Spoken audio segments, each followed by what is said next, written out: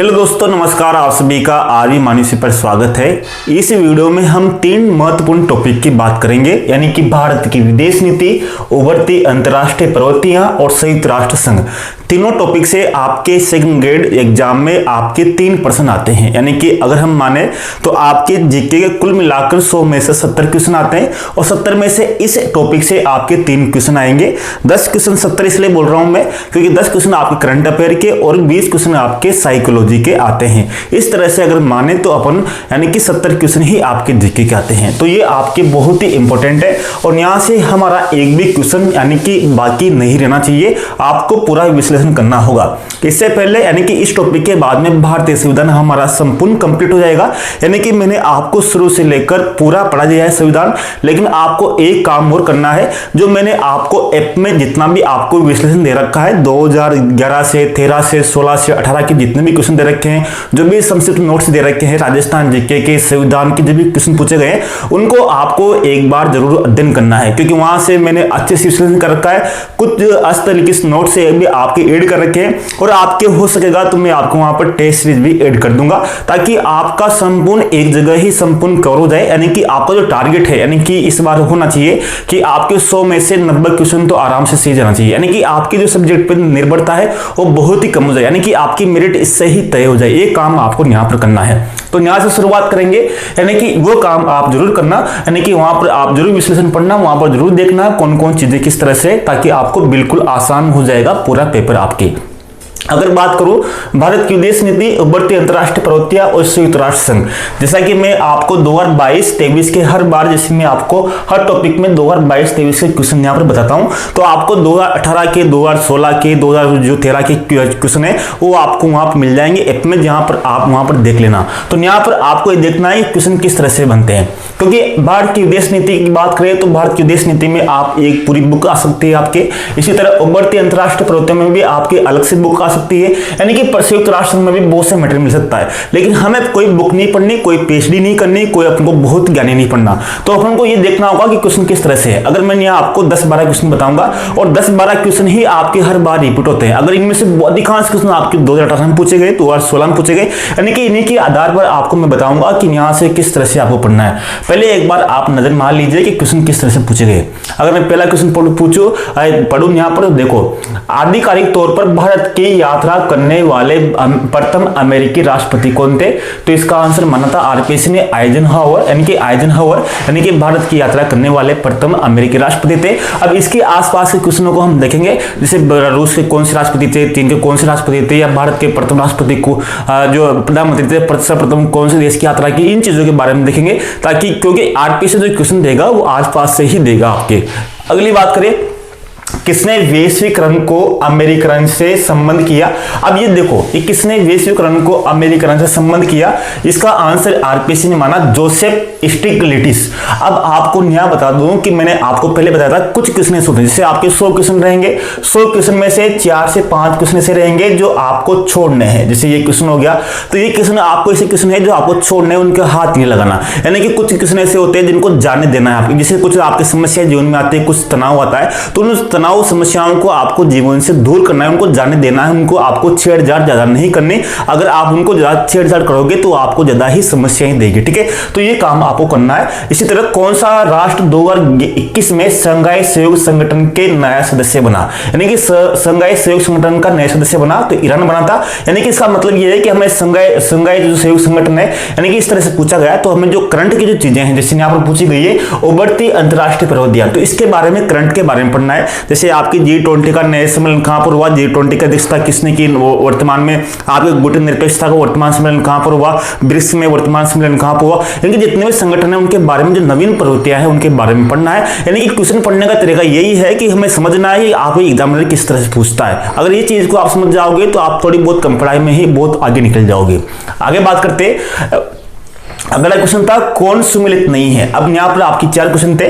विजय लक्ष्मी पंडित संयुक्त राष्ट्र महासभा की प्रथम महिला अध्यक्ष थी, सही बात है। इसी तरह चिन्मय रजनीनाथ गेहर खान संयुक्त राष्ट्र सामाजिक आर्थिक परिषद की अध्यक्षता की थी, सही बात है। नगेंद्र सिंह अंतर्राष्ट्रीय न्यायालय की अध्यक्षता की, सही बात है। हंसा मेहता संयुक्त राष्ट्र सुरक्षा परिषद यानी कि यूएनसी यानी कि संयुक्त राष्ट्र सुरक्षा परिषद की प्रथम महिला अध्यक्ष थी, नहीं, गलत बात है। हंसा मेहता के बारे में मैं आपको बाद में बताऊंगा। इसी तरह 1955 के ऐतिहासिक अफ्रो एशियन सम्मेलन कहां आयोजित हुआ। अब देखो ये क्वेश्चन आपको कितनी बार आ गया, एक बहुत से क्वेश्चन बार बार वैसे आ रहे हैं। देखिए 1955 में जिसका आरपीएस जो आपको पता भी है कि बांडुंग में हुआ था, एशिया अफ्रीका सम्मेलन बांडुंग इंडोनेशिया में हुआ था। इसी तरह वर्ल्ड सोशल फोरम की पहली बैठक कहां आयोजित हुई। अब देखो वर्ल्ड सोशल फोरम की पहली बैठक कहां आयोजित हुई, ये ब्राजील में हुई थी। अब आपको पता होगा कक्षा 12वीं का जो पेपर हुआ था अभी 2024 में मार्च में पेपर हुआ कक्षा 12वीं का, उसमें भी ये आपका क्वेश्चन अवश्य आया था कि वर्ल्ड सोशल फोरम की पहली बैठक कहां हुई थी। तो ये आपकी एनसीईआरटी से आरबी से लिया था। तो मैंने आपको ऐप पर आरपीएससी एनसीईआरटी की बुक जोड़ रखी है, वो बुक आपको जरूर पढ़नी है। वहां पर मैंने आपको दे रखी, ऐड कर रखी है, उस बुक को आपको एक बार रीडिंग जरूर करनी है। वहां से बहुत से क्वेश्चन आते हैं आपके, ये सब क्वेश्चन बहुत से वहां से हैं जो आपको मैंने ऐप में डाउनलोड कर रखी है। फ्री में उस बुक को पढ़ सकते हो, कोई चार्ज नहीं है। बहुत सी एनसीईआरटी आरबीएससी की बुक से ऐड कर रखी है, जहां आप बिल्कुल आराम से वहां पर पढ़ सकते हो उन चीजों को और वहां देख सकते हो। इसी तरह भारत अभी तक सुरक्षा परिषद में अस्थायी सदस्य के रूप में कितनी बार चुना गया, तो अभी तक 8 बार, यानी कि आपको यहां पर देखना है करंट में। प्रथम यानी कि सुरक्षा परिषद के बारे में पढ़ेंगे। प्रथम एशियाई संबंध सम्मेलन नेहरू ने कब आयोजित किया, ये 1949 में आयोजित किया।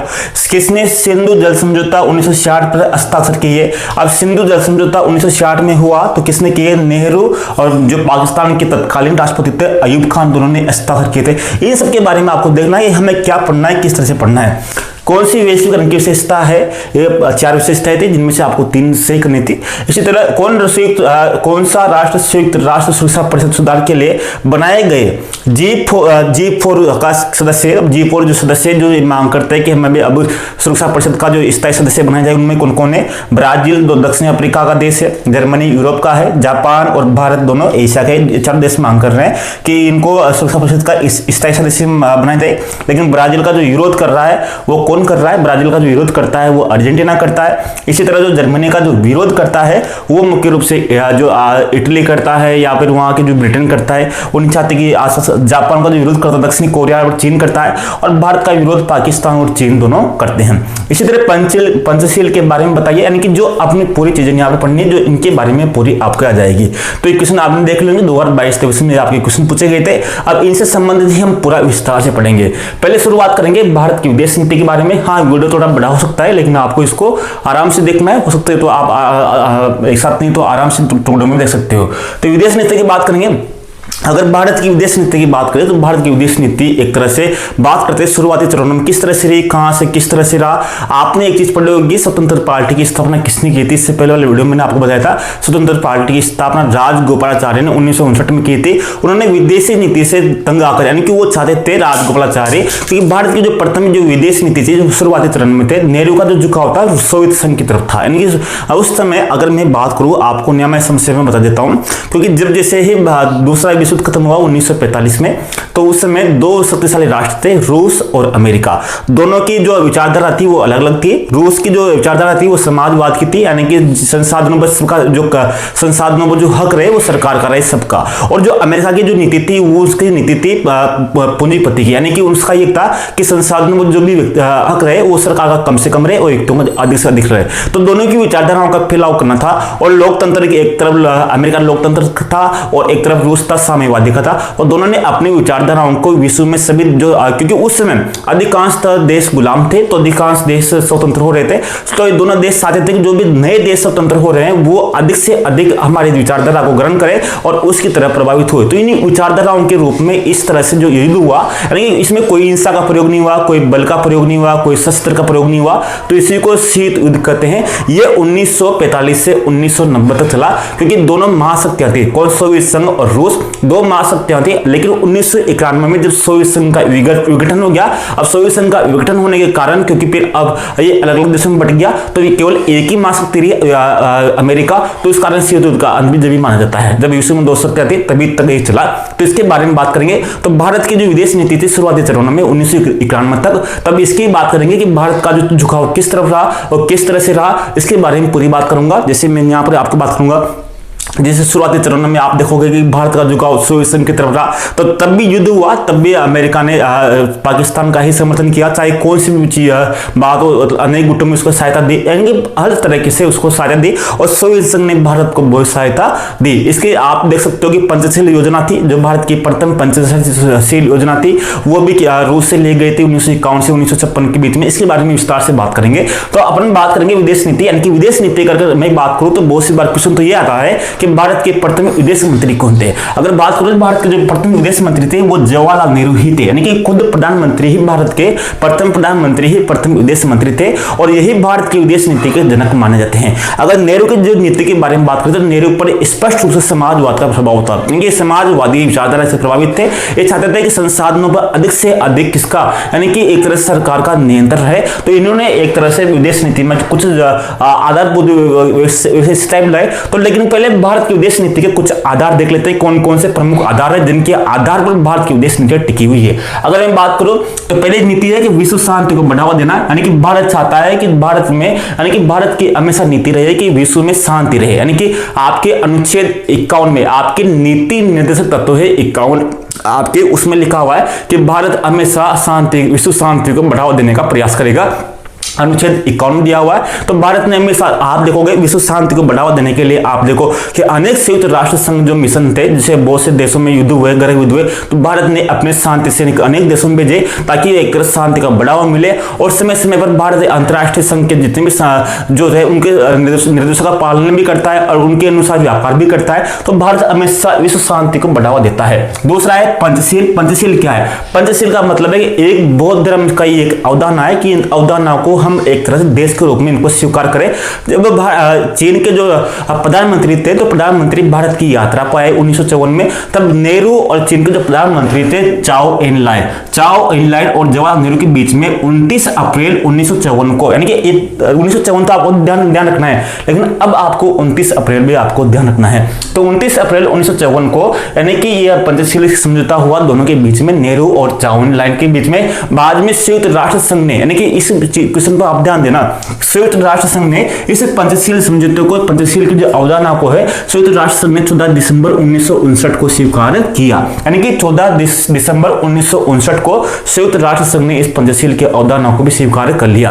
अब पंचशील समझौते में जैसे आपको क्वेश्चन पूछा गया था यहाँ पर कि पंचशील के बारे में कौन सा कथन गलत है, तो आपको पंचशील के जो 5 सिद्धांत है उनको आपको याद रखना है। इनमें से कैसे याद करोगे, देखो यहाँ पर, अब मैं आपको बताऊं, यहाँ पर 5 है, तो 3 में तो अ है और 2 में स है, ये बस आपको याद रखना है, यानी कि 3 में अ, 2 में स, बस इस तरह से आप याद कर लो। यानी कि एक दूसरे की अखंडता और संप्रभुता का सम्मान करना, अखंडता और संप्रभुता का सम्मान करना, अ से शुरू हो रहा है। दूसरा भी देखो, आक्रमण न करना, यानी कि एक दूसरे के देशों पर आक्रमण नहीं करना, दूसरा भी अ से शुरू हो रहा है। और तीसरा भी अ से शुरू हो रहा है कि एक दूसरे के आंतरिक मामलों में हस्तक्षेप नहीं करना, तीनों में अ है। इसी तरह चौथे में है कि समानता और परस्पर लाभ है, एक दूसरे दूसरे के देशों में समानता और परस्पर लाभ को बढ़ावा देना। और लास्ट है शांतिपूर्ण सहअस्तित्व, 2 में स है और 3 में अ है। इस तरह से आप याद कर सकते हो कि पंचशील के 5 सिद्धांत है, 3 में अ, 2 में स, इस तरह से आपके ये हो गए।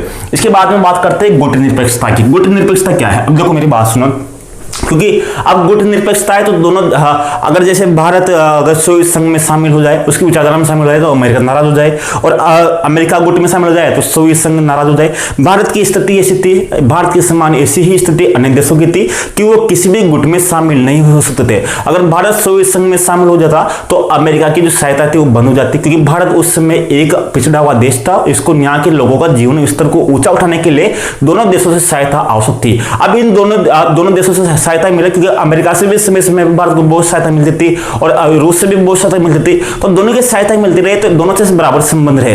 अब दोनों से बराबर संबंध कब रहेंगे, तो उस समय मिस्र के जो राष्ट्रपति थे, युगोस्लाविया जो राष्ट्रपति थे, जिसमें मार्शल टिटो थे या जवाहरलाल नेहरू थे, नासिर थे, इन तीनों ने मिलकर एक अवधारणा दी कि हम तो एक अलग गुट बनाते, गुट निरपेक्ष, यानी गुट निरपेक्ष गुट बनाते कि हम किसी भी गुट में शामिल नहीं रहेंगे, हम तटस्थ रहेंगे, यानी किसी के भी गुट में शामिल नहीं होंगे, लेकिन हम तटस्थ रहेंगे।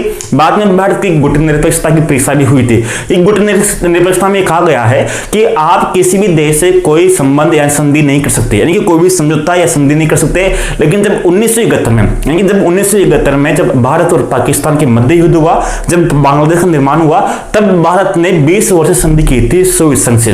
तो वहां पर भारत की आलोचना की गई कि भारत ने अपनी गुट निरपेक्षता की जो नीति को क्या कर दिया, छोड़ दिया। तो सबसे बड़ी जो बात थी कि भारत ने सोवियत संघ से 20 वर्ष संधि की थी, यानी गुट निरपेक्षता का होते हुए भी 20 वर्ष की संधि की। लेकिन वो भारत की तत्कालीन परिस्थितियां थी, क्योंकि उस समय बहुत ही भयंकर वातावरण था, क्योंकि उस समय जब भारत अमेरिका की सहायता करने के लिए अमेरिका आ गया था बंगाली खाड़ी में युद्धपोत लेकर, तो उस समय रूस ने भी ये कहा कि आप हमसे संधि कीजिए तभी हम आपकी सहायता करेंगे।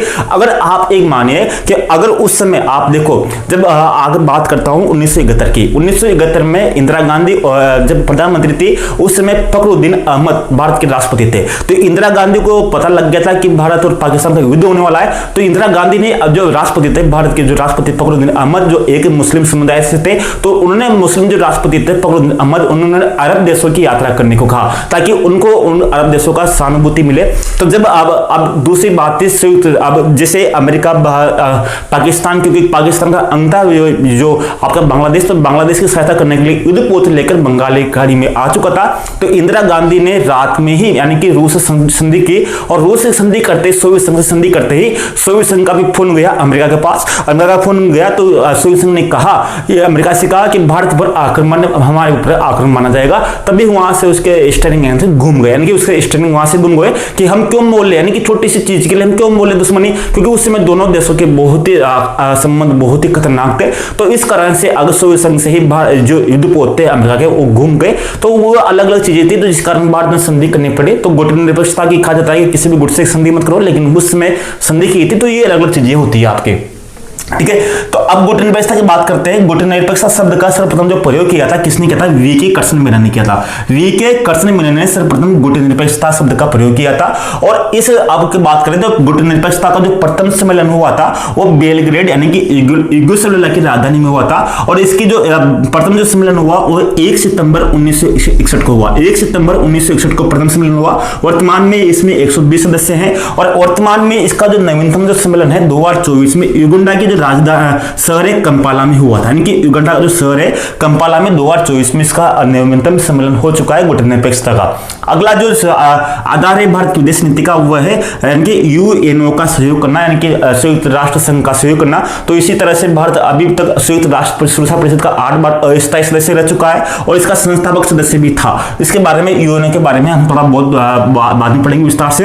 इसके बाद में अब राष्ट्रमंडल से संबंध, अब राष्ट्रमंडल क्या है? अब मैं आपको यहाँ पर एक चीज बताता हूं, आप यहाँ ध्यान देना मेरी बात, यहाँ मेरे एक बात पर ध्यान देना। आपने दो चीजें पढ़ी होगी, आपने कभी कभी पढ़ा होगा, एक चीज होती है राजदूत, एक होता है राजदूत और एक होता है उच्चायुक्त, ठीक है। उच्चायुक्त, इन दोनों में क्या अंतर है आप मुझे बताओगे, अगर आपको मालूम होगा, क्योंकि बहुत से बच्चों को मालूम होगा, लेकिन मैंने यहाँ पर भी आपको लेकर देता हूँ। देखो, भारत का राष्ट्रमंडल से संबंध, राष्ट्रमंडल क्या है? राष्ट्रमंडल में भारत जो है, भारत ने राष्ट्रमंडल की जो सदस्यता है वो 28 अप्रैल 1949 को ग्रहण की।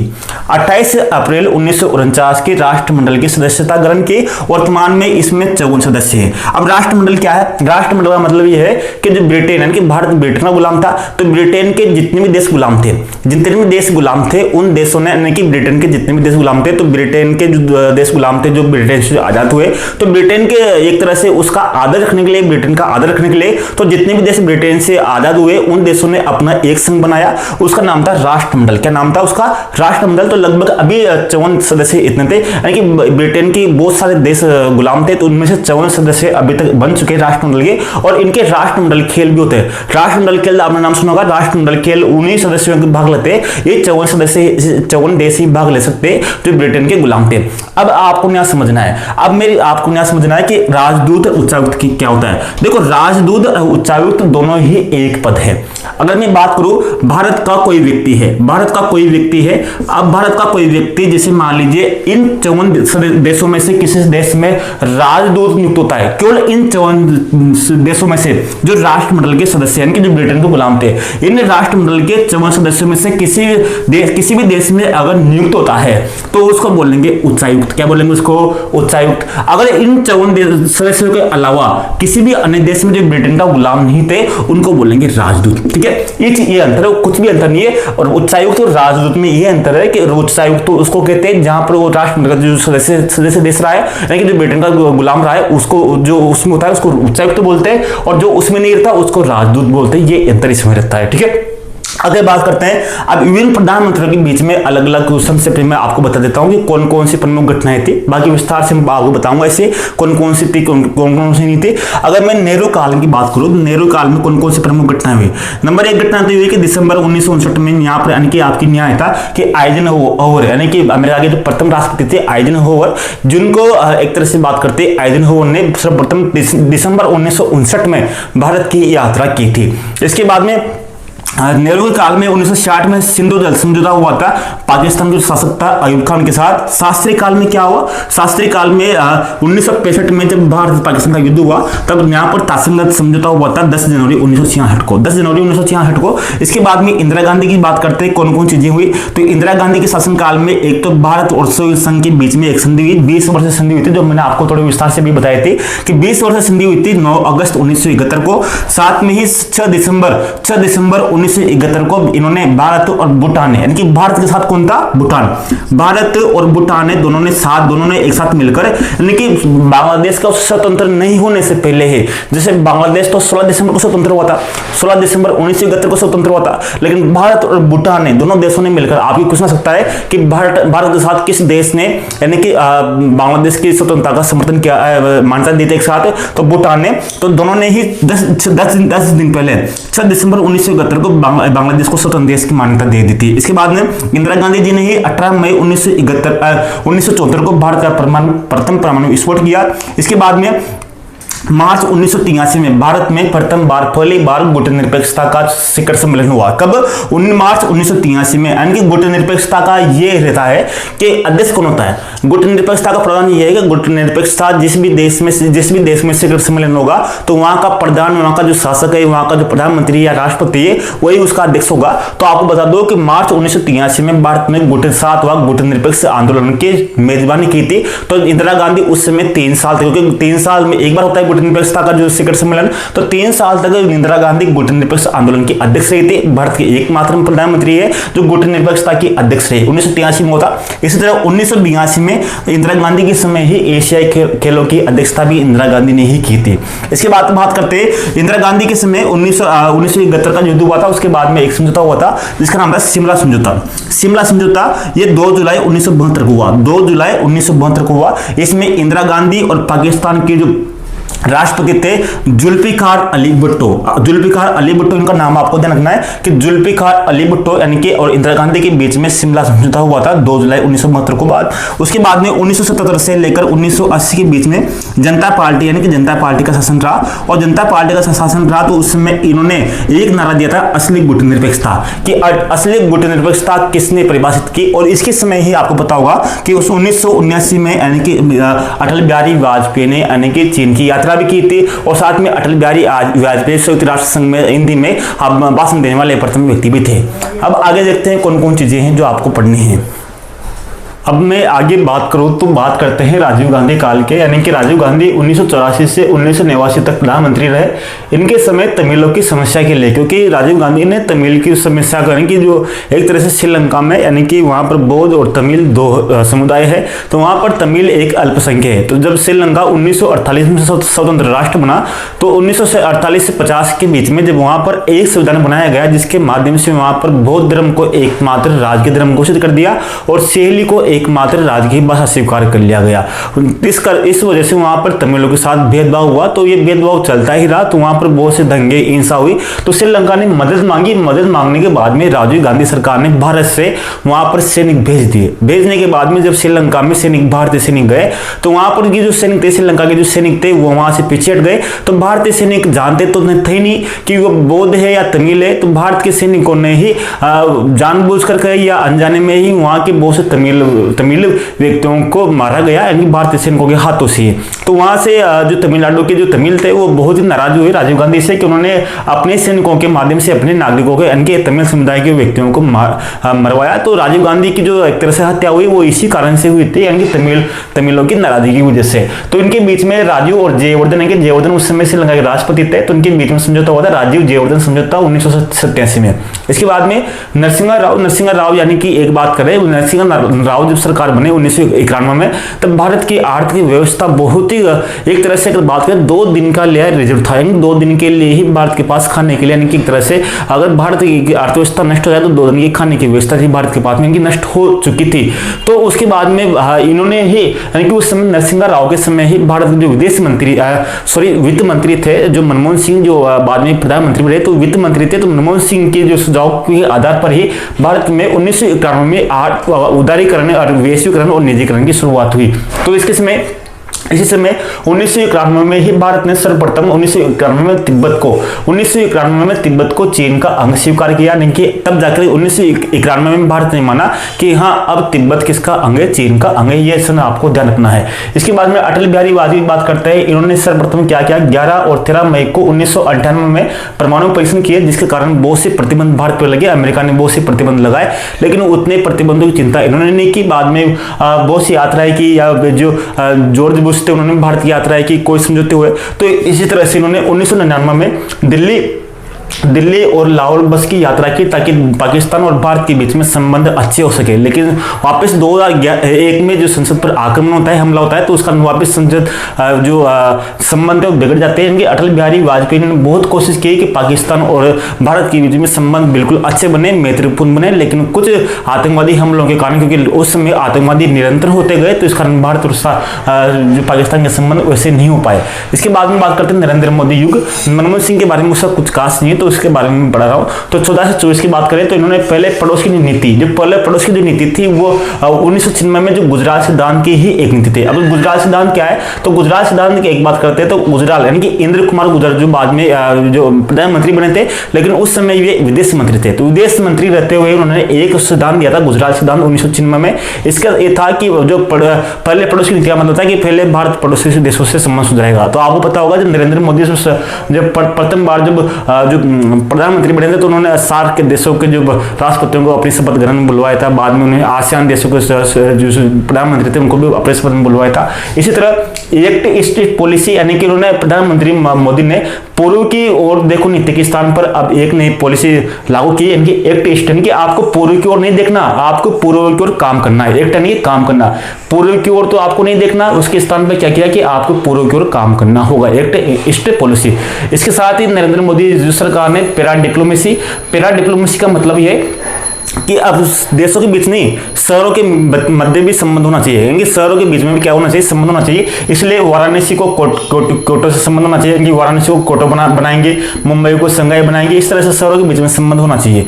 अब कौन कौन सी अंतर्राष्ट्रीय जो उभरती प्रवृत्तियां हैं जिनके बारे में हम पढ़ेंगे, जिससे मैंने आपको शीत युद्ध के बारे में बता दिया, शीत युद्ध क्या था, किस तरह से विचारधाराओं के बीच में लड़ाई थी। इसी तरह जर्मनी का जो विभाजन हुआ 1949 में हुआ, पूर्वी जर्मनी और पश्चिमी जर्मनी हुआ। पूर्वी जर्मनी में बात करें तो पूर्वी जर्मनी में साम्यवाद था और पश्चिमी जर्मनी में लोकतंत्र था। जो पश्चिमी जर्मनी था वो अमेरिका के साथ था और जो पूर्वी जर्मनी था वो सोवियत संघ के साथ था। तो इनका विभाजन हो गया और एक दीवार बन गई, बर्लिन की दीवार। उसके बाद में कोरिया संकट आया 1950 में, यानी कि कोरिया संकट में क्या था, उत्तरी कोरिया दक्षिणी कोरिया। उसमें भी उत्तरी कोरिया में ये था कि उत्तरी कोरिया में साम्यवादी सरकार बन गई, उसी तरह से जैसे जर्मनी में था। तो उत्तरी कोरिया में साम्यवादी सरकार बन गई और दक्षिणी कोरिया में लोकतांत्रिक सरकार बन गई। अभी उत्तरी कोरिया और दक्षिणी कोरिया के बीच में 38 डिग्री देशांतर रेखा, यानी कि इसको विभाजित करती, कितनी 38 डिग्री देशांतर रेखा इसको विभाजित करती उत्तरी कोरिया और दक्षिणी कोरिया को। इसी तरह 49 जो आपके बात करेंगे बाद में भूगोल में बात करूंगा उसके। इसी तरह चीन में जो साम्यवादी सरकार की जो स्थापना हुई वो 1 अक्टूबर 1949 को हुई। सवेद संकट यानी कि सवेद किसकी है, यानी कि जो सवेद जो आपके लाल सागर और भूमध्य सागर को जोड़ती है, यानी कि एशिया और अफ्रीका के बीच में ये बहुत ही महत्वपूर्ण नहर है। जब मिस्र आजाद हुआ तो मिस्र ने कहा कि ये नहर तो हमारी है, क्योंकि मिस्र की सीमा पर ही है, तो मिस्र की सीमा पर है सवेद नहर, तो मिस्र ने कहा कि ये तो हमारी है। तो मिस्र ने 1956 में इसका राष्ट्रीयकरण कर दिया, अपने देश में शामिल कर दिया। तो इससे नाराज होकर ब्रिटेन और फ्रांस और इजराइल ने, तीनों देशों ने मिलकर किस पर, मिस्र पर आक्रमण कर दिया। लेकिन बाद में इन्हीं देशों ने बाद में स्वीकार कर लिया कि अभी सवेद नहर किसकी है, मिस्र की ही रहेगी। तो 1956 में सवेद संकट आया था।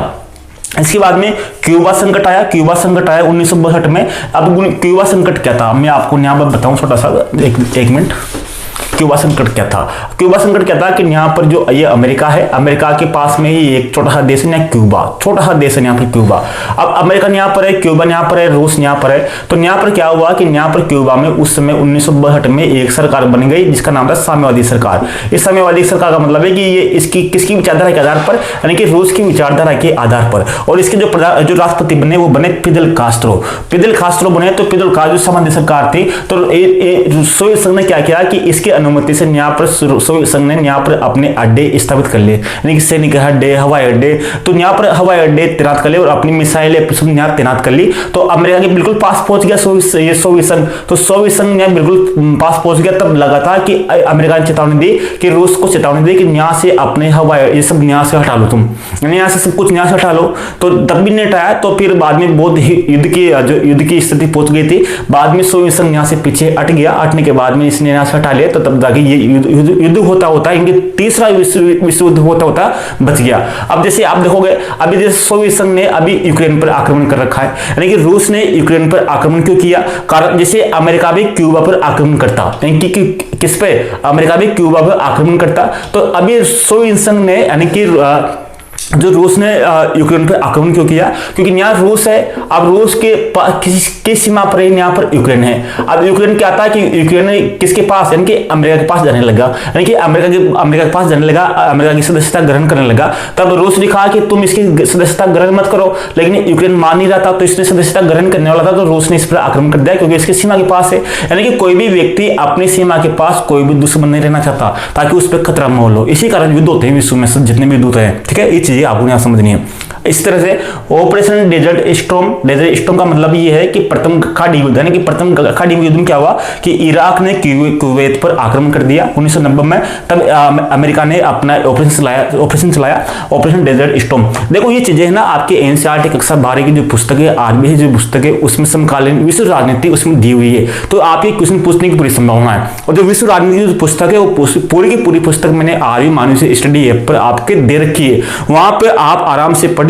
मैंने वही चीजें वहां पर अंडरलाइन कर रखी है, वही चीजें आपके दे रखी जो आपके काम है। वहां से आप फ्री में पढ़िए। बाकी बहुत सी किताबें मैंने आपको वहां पर दे रखी आर्य मानव स्टडी ऐप पर, ताकि आपको वहां पर सेकंड ग्रेड का साइज सिलेबस हो, पूरे वर्ष का पेपर हो, सब कुछ आपको वहां पर मिल जाए, ताकि आपको एक ही जगह आपकी संपूर्ण तैयारी हो सके। इस विशेष बात को आपको वहां पर ध्यान रखना है। ठीक है।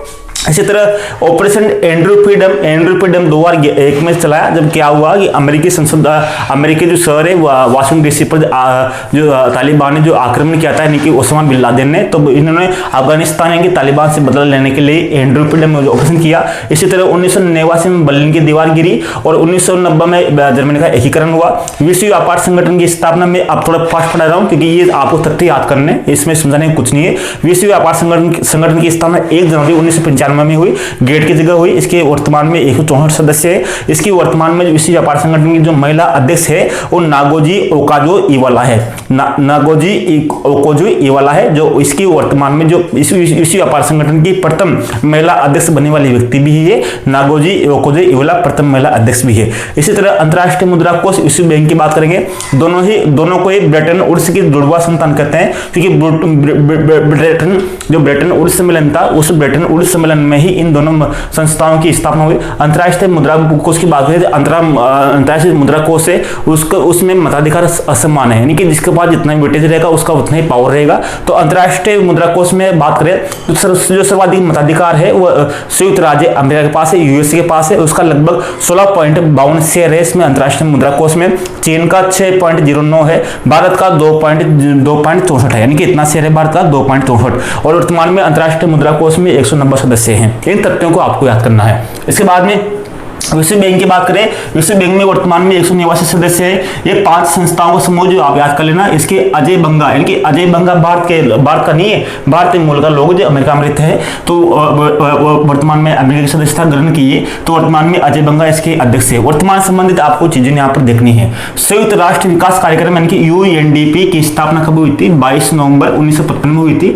ये मानव विकास रिपोर्ट जारी करता है। मानव विकास रिपोर्ट 3 सूचकांकों के आधार पर होता है मानव विकास रिपोर्ट। इसमें शिक्षा, स्वास्थ्य और जीवन प्रत्याशा होती है। आपके शिक्षा, स्वास्थ्य, प्रति व्यक्ति आपकी कितनी, इनके आधार पर आपका मानव विकास रिपोर्ट तैयार की जाती है। अगर बात करें सर्वोच्च जो मानव विकास की दृष्टि से सर्वोच्च जो स्थान है जिस देश का, वो नॉर्वे का है। यानी कि हर साल ये रिपोर्ट जारी होती है। और जो प्रथम बार जो रिपोर्ट जारी हुई थी वो हुई थी 1990 में, यानी कि महबूब उल उलक, यानी कि पाकिस्तान का जो व्यक्ति था महबूब उलक, उनके प्रयासों से 1990 में प्रथम मानव विकास रिपोर्ट जारी हुई थी। और जो प्रथम स्थान है वो नॉर्वे का है। भारत का स्थान देखें तो भारत का लगभग 130 से 132, 130, 131, 134 के लगभग बहुत नीचे स्थान रहता है। भारत मानव विकास की दृष्टि से बहुत पिछड़ा हुआ देश है।